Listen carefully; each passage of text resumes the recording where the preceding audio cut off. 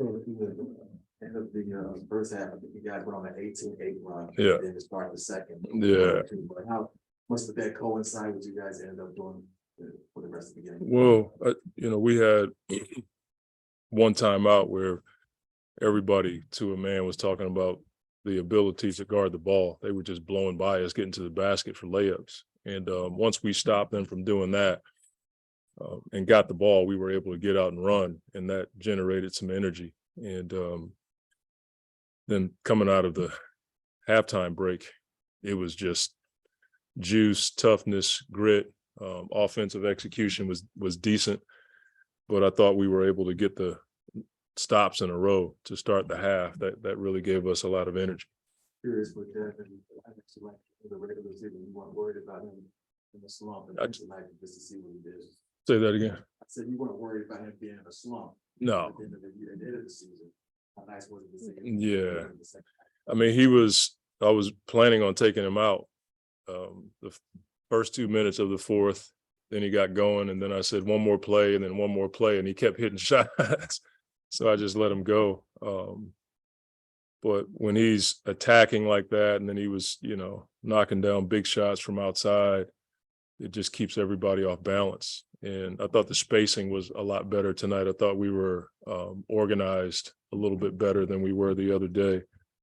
But just having the balance of him and Kevin being able to get to their spots with a live ball helps. But I thought Chris did a really good job of just putting the ball in Book's hand and saying, you go. And Chris was on the second side. So, Book scores in a number of ways. And when he's going like that, I think the team feeds off of his high level play, if you will. One other thing I had, when you look at Kevin, that was more off the curls and getting some movement early. How big do you think that was if the game's going? Yeah, man, we're just trying to keep it as simple as we can and space around him. I thought DA and Biz did a really good job of freeing him up with the screening. And I think the more they play together, they can figure out, is he going to go over top or underneath? And when he catches it with a live ball, he's so tall, he can see over top and see where the double team is coming from, but he can also just get that shot off. One of you guys went on an incredible run in the middle quarters, and a lot of it was Devin finding the shot for himself versus teammates. Was that the offense that you were looking for after game one, and just the flow? I think, again, like anytime we can rebound the ball, like we rebounded tonight, we actually won. I don't know what the stat was after tonight's games, but almost every team that's won the rebound battle has won the game. I think it's 9 out of 10 before tonight. So when we rebound like that, we can get it to any one of those guys. And now, as I've said before, our best offense is a defensive stop. But when Book is going downhill like that, he's hard to guard. As a playmaker, just the steps that you've seen him take in the last 2 years, specifically at this winning level, to be able to diagnose the defense. I think continuity helps when you have a player like Book, because you spend a lot of time in the gym talking about spacing and where guys should be, and that allows for him to go. And then if he does have to make the pass, he knows where that guy is. And then the other part is he's just good. When he's rolling like that, it's hard to guard him when he's going downhill. But I think having Kevin on the floor allows for more space, and then Torrey is knocking down shots. So he's just a tough cover when he's playing downhill, but in particular off of stops.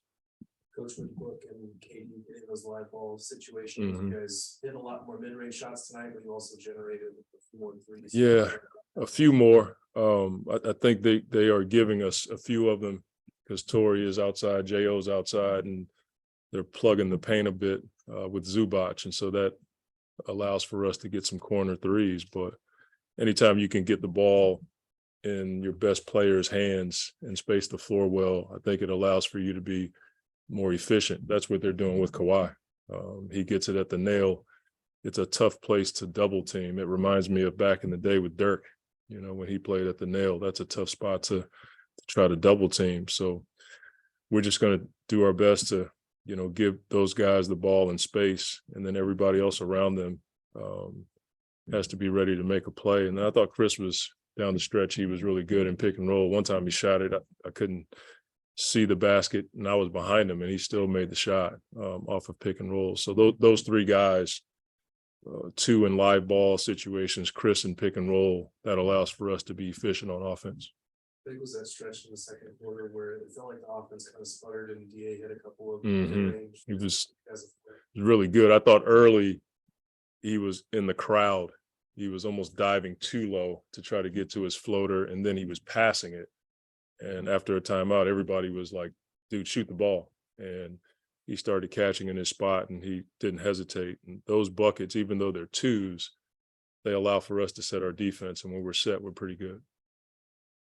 The TV broadcast picked up you, I think, saying, draw your line in the sand. How much was that the message at halftime, and how much was it adjustments or just good? Sometimes playoff basketball, I mean, people talk about adjustments all the time, and we make them all throughout the game. But a lot of basketball is just being able to sit down and guard the ball and keep a guy from getting to the basket, or being able to contest the shot. And I think man-to-man coaches, everybody felt it. We just needed to guard the ball and keep them out of the paint. Russ was getting to the basket. Kawhi was beating the double team baseline. And if he beats the double team baseline, you got two guys behind him now. So you got to help with the third guy. And then that gives up offensive rebounds or threes on the backside. So we felt like if we could just guard the ball for at least two dribbles and force them into a tough shot and rebound, we can get out and run. But that was something that we all felt. And we have a saying here, we call each other up, not out. And so everybody felt it, and we just executed a lot better. After that, question just had. Yeah. Asked. Can't hold his hand. Pulling that from the middle. He seems, I don't have anything to report. He seems like he's okay. Two more, Dave. Chris Paul looked like, again, in the first half, he was struggling with the catch and shoot on the threes, and he was driving in and trying to hit the middle instead. And then in the third quarter, that started working for him. But he's still running himself off the 3-point line. Are you guys talking to him about that, or are you just like, hey, do what you gotta do?